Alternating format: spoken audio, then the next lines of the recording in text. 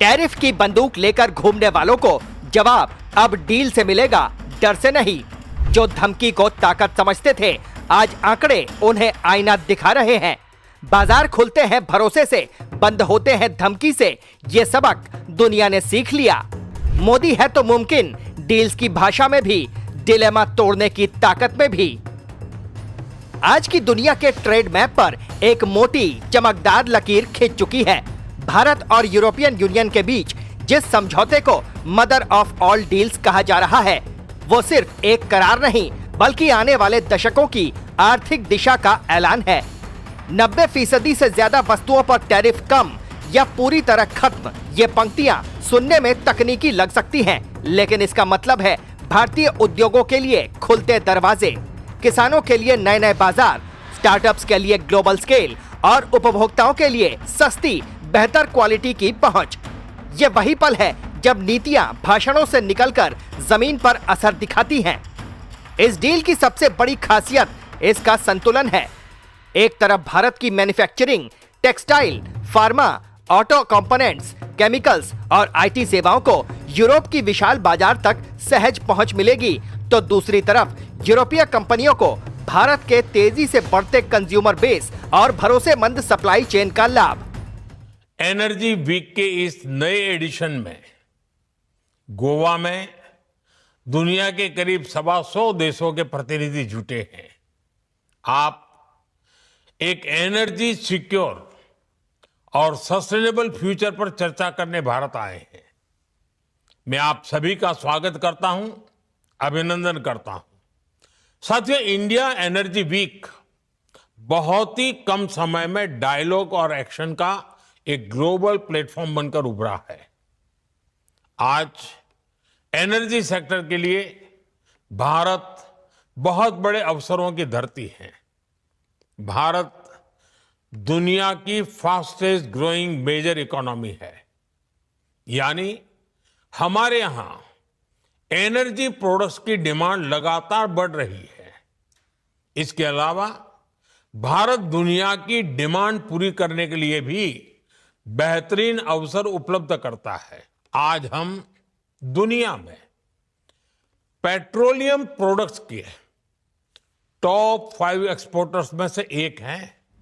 ये कोई एक तरफा छूट नहीं बल्कि परस्पर विश्वास का करार है, जहां नियम स्पष्ट हैं, मानक ऊंचे हैं और भविष्य साझा है। यही कारण है कि इसे डील से ज्यादा डायरेक्शन कहा जा रहा है।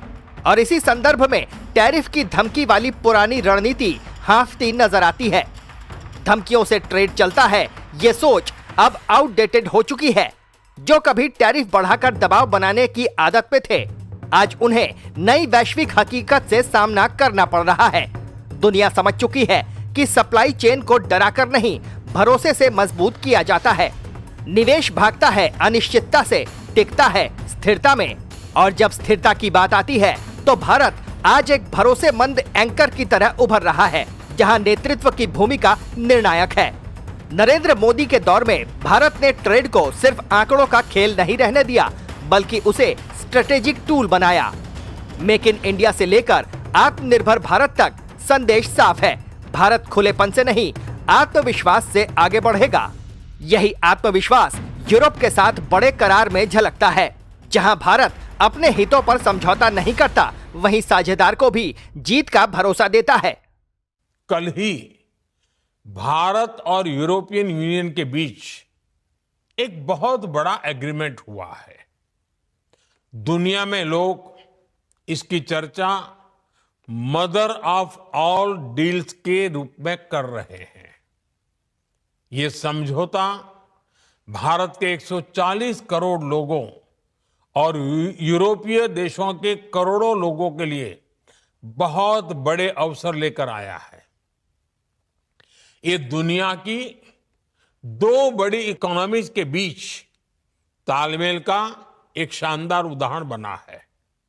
ये समझौता ग्लोबल जीडीपी के करीब 25% और ग्लोबल ट्रेड के करीब 1/3 हिस्से को रिप्रेजेंट करता है। अब जरा उस राजनीति की बात जो हर मसले का जवाब टैरिफ से देती रही है। नाम लिए बिना भी दुनिया समझ जाती है कि वो शैली किसकी पहचान रही है। डोनाल्ड ट्रंप के दौर की टैरिफ वॉर की गूंज आज भी सुनाई देती है, लेकिन असर कम होता जा रहा है, क्योंकि टैरिफ से क्षणिक दबाव बन सकता है, स्थायी विकास नहीं। जब भारत यूरोप जैसा बड़ा ब्लॉक सहयोग चुनता है तो धमकी की भाषा अपने आप बेमानी लगने लगती है। बाजार भावनाओं से नहीं, विश्वसनीयता से चलता है, और यही विश्वसनीयता इस डील की जान है। इस समझौते का असर सिर्फ एक्सपोर्ट इंपोर्ट के कॉलम तक सीमित नहीं रहेगा।